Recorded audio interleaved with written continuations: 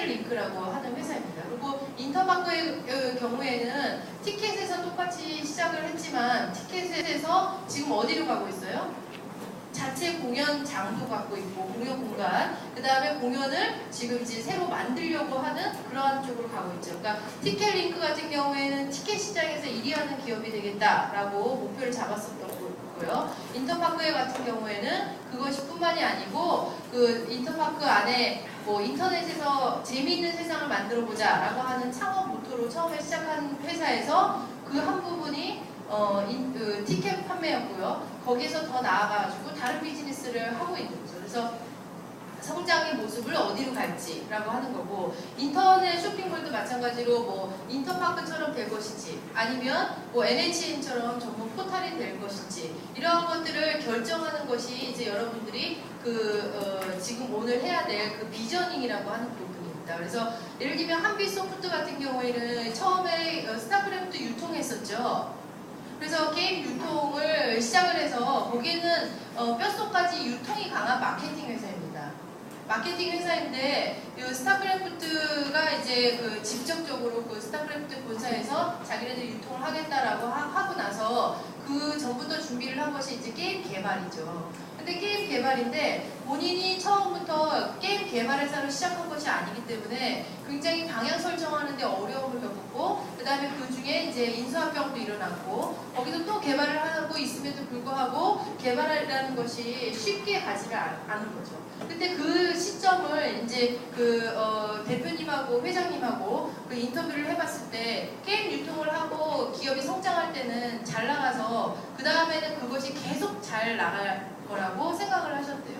그러니까 중간에 내가 갈 목표가 어딘지를 찍지 않으신 거죠. 우리는 개발회사로 갈 것인가 아니면 이렇게 유통의 강점을 가진 유통회사로 계속 성장을 시킬 것인가, 이런 부분에 대해서 초기부터 생각을 안 했기 때문에 어느 정도 성장한 다음에, 그래서 성장이 이렇게 어느 정도 정체된 상황에서 그거를 생각을 해보니까 굉장히 방향 잡기가 어려우셨었던 거죠. 그래서 그런 어려움을 좀 겪은 그런 거고요. 그 다음에 아츠플레이라고 하는 회사는, 그러니까 저하고 같이 컨설팅 회사에 근무하던 사람들이 난타 PMC 프로덕션을 컨설팅하면서 거기에서 이제 이벤트 난타 팀, 우리 이제 여러 돌아다니면서 하는 난타 팀 있죠.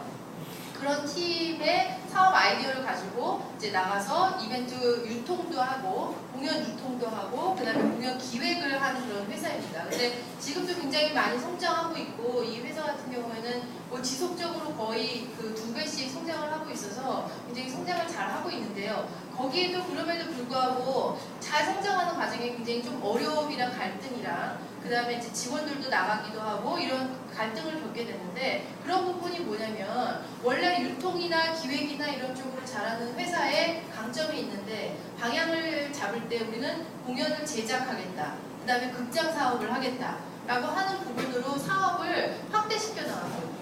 그래서 모두 기업들은 다 이렇게 성장하면서 성장하려고 하는 그런 그 욕구, 그 다음에 이렇게 시장으로 막 달려가려는 뭐 질주 본능, 이런 것들이 이제 CEO들 마음속에는 다 있습니다. 근데 있는데 그럴 때 이쪽으로 가야 되는 것이 맞는지 아닌지를 결정하는 것도 이제 비전, 초기의 비전인 거죠. 그래서 비전이 한 번 처음에 오늘 비저닝을 했다고 해가지고 그것이 계속 뭐 평생 가는 건 아니지만, 이런 어떤 성장의 단계별 시점에 있어서 그 비저닝을 여러분들이 때때로 그 시기에 맞는 비저닝을 여러분들이 해주셔야 된다라고 하는 거죠. 그래서 이런 큰 기업들, 그러니까 뭐 팅크웨어 같은 경우에 여러분 아이나비로 잘 알려져 있는 회사죠. 근데 아이나비 쓰시는 분? 그러면은 스마트폰에서 내비게이션 쓰시는 분? 안 쓰시는 분? 뭐 저한테 이렇게 협조하기 싫으신 분? 네. 제가 보통 보면 내비게이션 아이나비가 나와서 이게 기업이 성장할 때 굉장히 미래가 창창해 보였죠. 그리고 창창해 보이고 막 굉장히 좋은 회사고, 그 다음에 이제 대표님도 기술 개발 굉장히 훌륭하신 그런 분이셨는데 성장에 한계가 있는 거죠. 그러니까 성장의 패러다임, 세상의 패러다임이 바뀌어서 이렇게 스마트폰이 나오기 시작하고, 그 다음에 스마트폰뿐만이 아니고 뭐 다른 대체할 수 있는 거, 그리고 내비게이션이라는 것은 하드웨어 박스잖아요. 하드웨어 박스에서 성장할 수 있는 어떤 한계를 느끼는 거죠. 여러분들이 그 비저닝을 하게 됩니다. 그래서 지금 여러분들이 앞에서 이제 사업 아이디어를 냈던 뭐 캠핑장도 있고, 그 다음에 태교 전문 마을, 그 다음에 양모리 학교, 여러 가지 사업 아이디어, 그리고 이제 다양한 애플리케이션을 개발하겠다고 사업 아이디어를 냈는데, 지금 이 아이디어를 가지고 어떤 회사로 갈 것인가라고 하는 그런 시점에도 이런 비저닝이 필요하지만, 이렇게 우리가 막 남부럽지 않은 그런 큰 회사, 적어도 여기 있는 기업들이 이제 1,000억 이상 하는 그런 벤처 기업으로 성장을 했는데, 그 기업들 같은 경우에도 똑같은 고민을 하고 있는 거죠.